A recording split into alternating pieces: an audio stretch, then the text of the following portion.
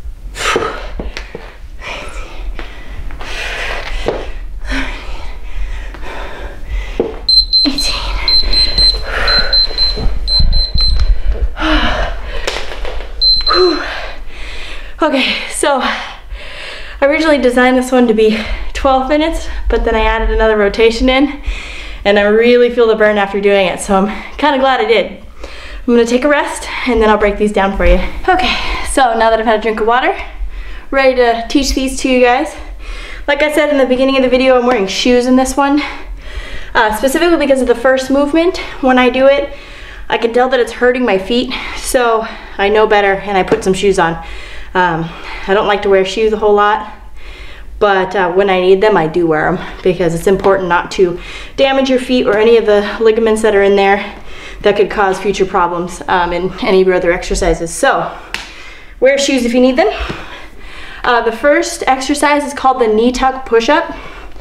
It's kind of a mixture between a regular push-up and a mountain climber. So you're gonna get laying down, get into the push-up position, whatever's comfortable for you. If you can do a full push-up, great. If you can't, go ahead and put your knees down and your feet slightly up so that you can come up into your push-up on your knees, or come up into the push-up position. Whatever your body strength is, go with that. So once you get yourself pushed up in the push-up position, you're gonna bring your knee and tuck it under you. Bring it back, come back down. So it's not so much that you're lowering yourself, although if you wanna make it a little more challenging, you can lower yourself slower, and that'll be like doing a full push-up. So again, the movement is like this. Up, knee under, back down.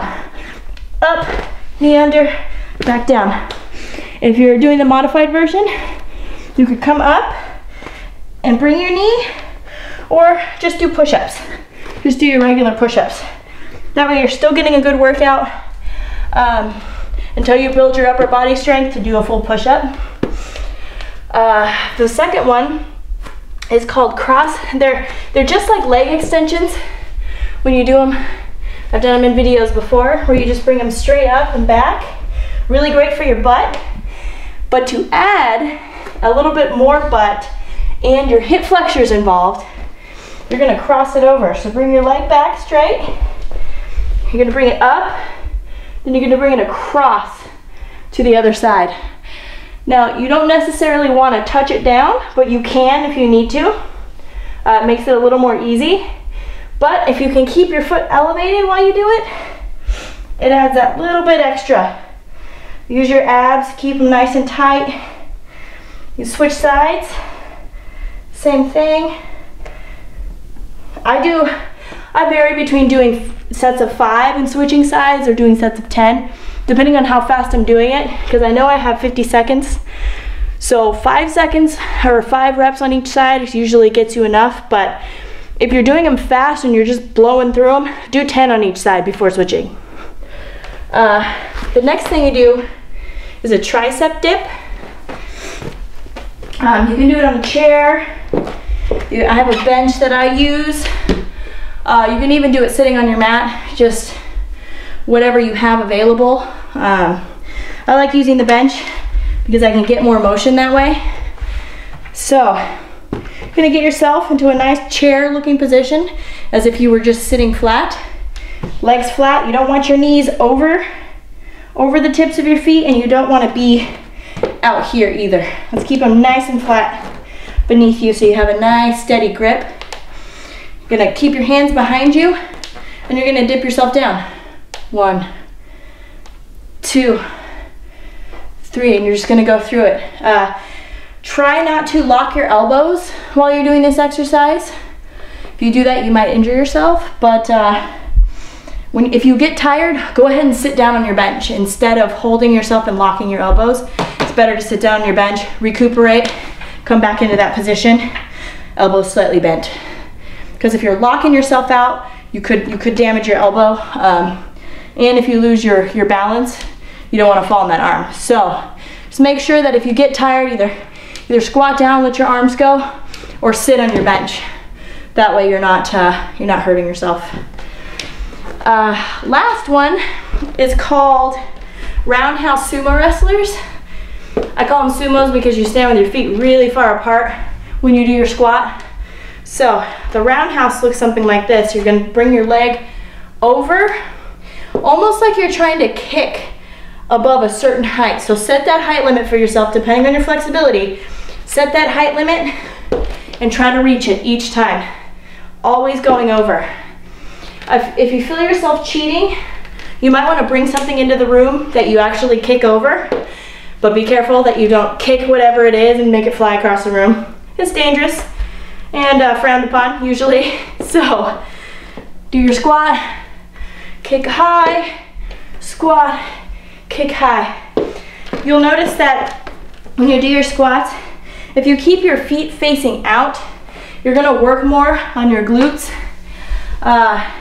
If you keep them straight, you're gonna get that same squat feeling. Depending on your flexibility and how you feel, sometimes adjusting your feet can make that squat feel better for you. If it's feeling too tight, feet adjustment might be necessary. Just remember that you want to land with your feet that same way and your feet looking exactly the same each time so you don't hurt yourself. Keep your back straight. Just get into that squat. Get as deep as you can. Some of you may be here, some of you may be all the way at the bottom, but squat as deep as you can get into it and make sure you keep those legs up. And that's it for this one. Just 4 exercises. It's gonna be about 16 minutes. And just push yourself through it. Like right now, my arms are kind of, I don't know if you can see it, but they're shivering, they're twitching because those tricep dips are no joke. So push yourself through this, push yourself to the max, get yourself really tired. It's only 16 minutes and you'll thank yourself later for it. So post your scores on the website. Look forward to hearing from you guys and I'll see you next time. Bye.